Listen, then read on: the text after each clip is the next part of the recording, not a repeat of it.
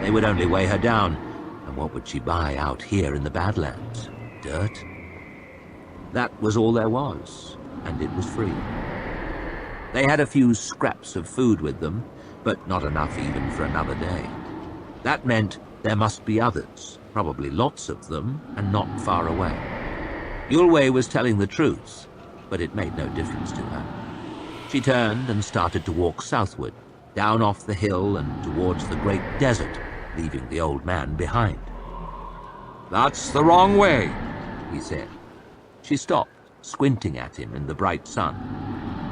"Aren't the soldiers coming?" Yulwei's eyes sparkled. "There are many ways of staying unnoticed, even out here in the Badlands." She looked to the north, out over the featureless plain below, out towards Gurkle. There wasn't a hill or a tree, or scarcely a bush for miles, nowhere to hide. "Unnoticed, even by an eater?" The old man laughed. "Especially by those arrogant swine. They're not half as clever as they think they are. How do you think I got here? I came through them, between them, around them. I go where I please, and I take who I please with me." She shaded her eyes with her hand and squinted southward. The desert stretched away into the far distance and beyond. Pharaoh could survive here in the wilderness, just about, but out there in that crucible of changing sands and merciless heat. The old man seemed to read her thoughts. "There are always the endless sands. I have crossed them before. It can be done, but not by you." He was right, damn it. Pharaoh was lean and tough as a bowstring, but that just meant she would walk in circles a little longer. The desert was preferable to the cave before the palace as a place to die, but not by much. She wanted to stay alive. There were still things to do. The old man sat there, cross-legged, smiling. What was he? Pharaoh trusted no one, but if he meant to deliver her to the emperor, he could have knocked her on the head while she was digging, instead of announcing his arrival. He had magic. She had seen that for herself. And some chance was better than none. But what would he want in return? The world had never given Pharaoh anything for free, and she didn't expect him to begin now. She narrowed her eyes. "What do you want from me, Yulwei?" The old man laughed. That laugh was becoming very thin. "Let us just say that I will have done you a favor. Later on, you can do me one in return." That answer was horribly thin on the details, but when your life's on the table, you have to take whatever's offered. She hated to place herself in the power of another, but it seemed she had no choice. Not if she wanted to live out the weekend. "What do we do?" "We must wait for nightfall." Yulwei glanced at the twisted bodies scattered about the ground and wrinkled his nose. "But perhaps not here." Pharaoh shrugged and sat herself down on the little grave. "Here will do," she said. "I've a mind to watch the vultures eat." Overhead, the clear night sky was scattered with bright stars, and the air had turned cool, cold even. Down on the dark and dusty plain below, fires were burning, a curved line of fires that seemed to hem them in against the edge of the desert. She, Yulwei, the 10 corpses, and the 3 graves were trapped on the hillside. Tomorrow, as the first light crept over the arid land, the soldiers would leave those fires and creep carefully towards the hills. If Pharaoh was still there when they arrived, she would be killed for sure, or worse still, captured. She could not fight that many on her own, even supposing there was no eater with them. She hated to admit it, but her life was in Yulwei's hands now. He squinted up at the starry sky. "It is time," he said. They scrambled down the rocky hillside in the darkness, picking their way carefully among the boulders and the odd, scrubby, half-dead bush. Northwards, towards Gurkle. Yulwei moved surprisingly fast, and she was forced to half-run to keep up, eyes fixed on the ground to find her footing among the dry rocks.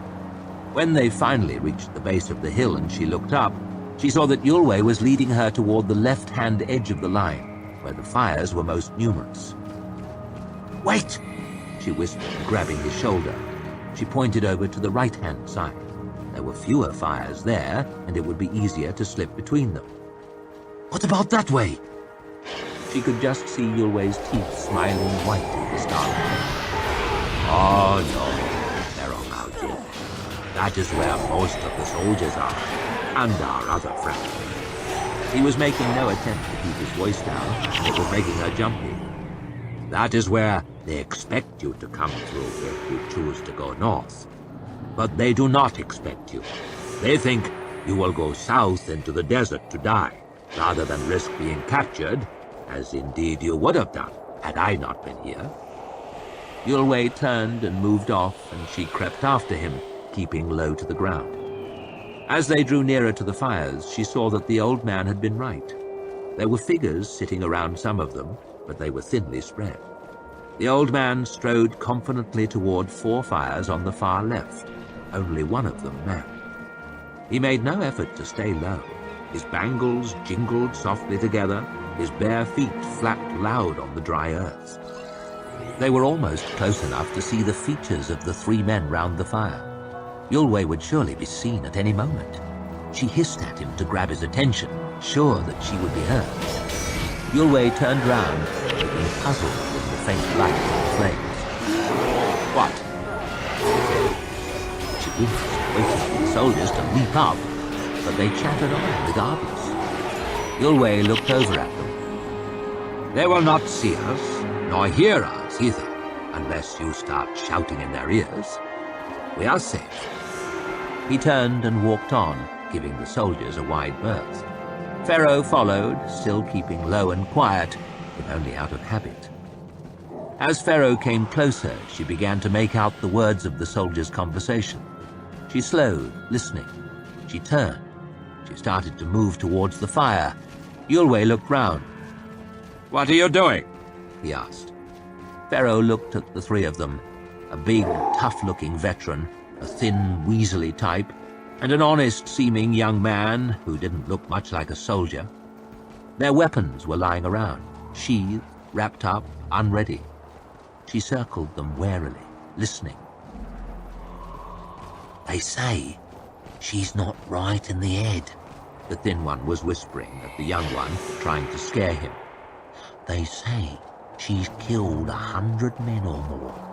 If you're a good-looking fella, she cuts your fruits off while you're still alive." He grabbed hold of his crotch, "and eats them in front of you." "Ah, stop your mouth," said the big one. "She won't be coming near us." He pointed over to where the fires were sparser, his voice dropping to a whisper. "She'll be going to him, if she comes this way at all." "Well, I hope she doesn't," said the young one. "Live and let live, say I." The thin man frowned. "And what about all the good men she's killed? And women and children too? Shouldn't they have been let live?" Pharaoh's teeth ground together. She'd never killed children that she could think of. "Well, it's a shame for them, of course. I'm not saying she shouldn't be caught." The young soldier glanced around nervously. "Just maybe not by us."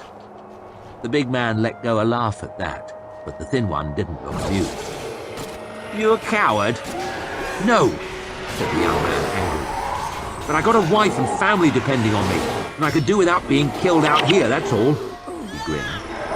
"We're expecting another child. Hoping for a son this time." The big man nodded. "My son's nearly grown now. He got old so quick." Children, family, hopes only made the fury in Pharaoh's chest squeeze harder.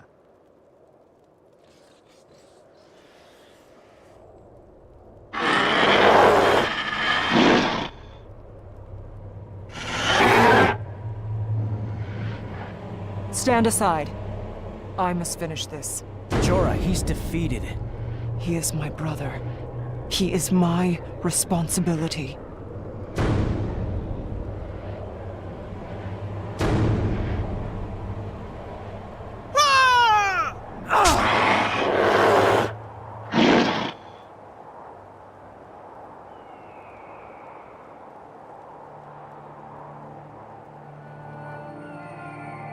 Jorah, you have my sympathy. This was the only way it could end.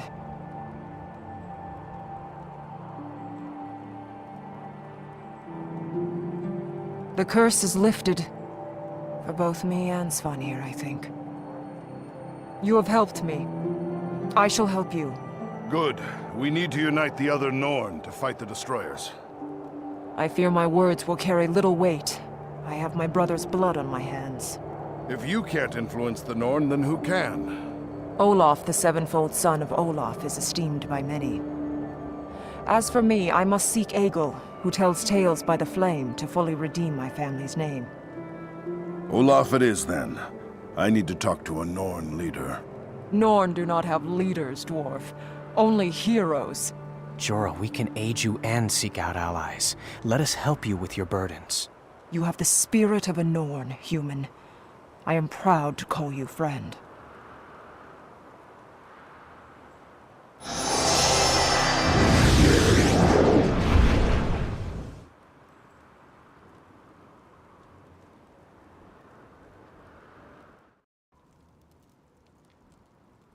Why should they be allowed a life when she had nothing? When them and their kind had taken everything from her? She slid the curved knife out of its sheath. Who goes there? "What are you doing, Pharaoh?" hissed Yulway. The young man looked round. "Did Why you are hear you something?" here? The big one laughed. "I think I heard you shit yourself." The thin one chuckled to himself. The young man smiled, embarrassed.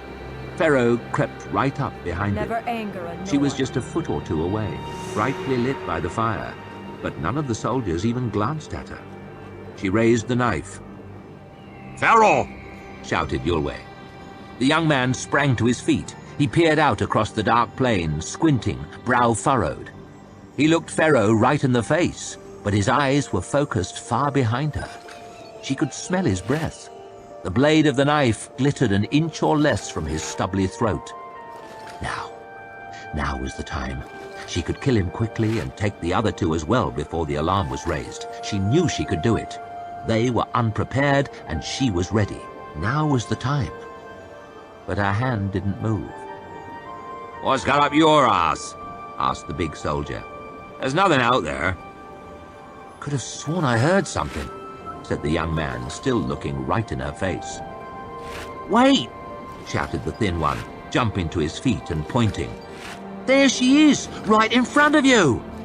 Pharaoh froze for an instant, staring at him. Then he and the big man started to laugh. The young soldier looked sheepish, turned around and sat down.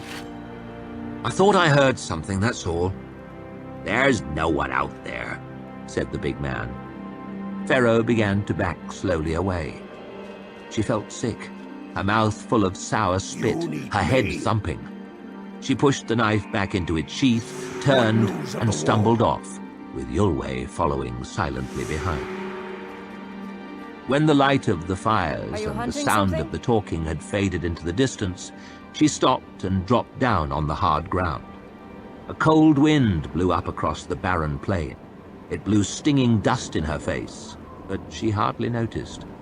The hate and the fury were gone, for the time being, but they had left a hole, and she had nothing else to fill it with. She felt empty and cold and sick and alone. She hugged herself, rocking slowly back and forth, and closed her eyes, but the darkness held no comfort. Then she felt the old man's hand press onto her shoulder. Now normally she would have twisted away, thrown him off, killed him if she could, but the strength was all gone. She looked up, blinking. "There's nothing left of me. What am I?" She pressed one hand on her chest, but she barely felt it. "I have nothing inside." "Well, it's strange that you should say that." Yulway smiled up at the starry sky. "I was just starting to think there might be something in there worth saving." Who sent Chapter you? 20. The King's Justice. As soon as he reached the square of marshals, Jezal realized there was something wrong. It was never half this busy for a meeting of the Open Council. He glanced over the knots of finely dressed people as he hurried by, slightly late and out of breath for his long training session. Voices were hushed, faces tense and expectant. He shouldered his way through the crowd to the Lord's Round, glancing suspiciously up at the guards flanking the inlaid doors. They at least seemed the same as ever, their heavy visors giving nothing away. He crossed the antechamber, vivid tapestries flapping slightly in the draught, slipped through the inner doors, and passed into the vast, cool space beyond. His footsteps made tapping echoes in the gilded dome as he hurried down the aisle towards the high table. Gjallarhorn was standing beneath one of the tall windows, face splashed with colored light from the stained glass, frowning at a bench with a metal rail along its base which had been placed to one side of the floor. What's going on? Haven't you heard? Gjallarhorn's voice was whispery with excitement. Hoff's let it be known there'll be some great matter to discuss. What is it? Angland? The Northmen? The big man shook his head. Don't know, but we'll soon see. Jezal frowned. I don't like surprises. His eye came to rest on the mysterious bench. What's that for? At that moment, the great doors were swung open and a stream of councillors began to flood down the aisle. The usual mixture, Jezal supposed, if a little more purposeful. The younger sons, the paid representatives. He caught his breath. There was a tall man at the front, richly dressed, even in this august company, with a weighty golden chain across his shoulders and a weighty frown across his face. Lord Brock himself, whispered Jezal. And there's Lord Isha. Gjallarhorn nodded at a sedate old man just behind Brock. And Huygen, and Barrazin. It's something big, it has to be. Jezal took a deep breath as 4 of the Union's most powerful noblemen arranged themselves on the front row. He had never seen the Open Council half so well attended. On the councillors' half-circle of benches, there was barely an empty seat. High above them, the public gallery was an unbroken ring of nervous faces. Now Hoff blustered through the doors and down the aisle, and he was not alone. On his right, a tall man flowed along, slender and proud-looking, with a long, spotless white coat and a shock of white hair. Archlector Salt. On his left walked another man, leaning heavily on a stick, slightly bent in a robe of black and gold with a long grey beard. High Justice Merovia. Jezal could hardly believe his eyes. 3 members of the closed council here. Gjallarhorn hurried to take his place as the clerks deposited their burdens of ledgers and papers on the polished tabletop. The Lord Chamberlain threw himself down in their midst and immediately called for wine. The head of His Majesty's Inquisition swept into a high chair on one side of him, smiling faintly to himself.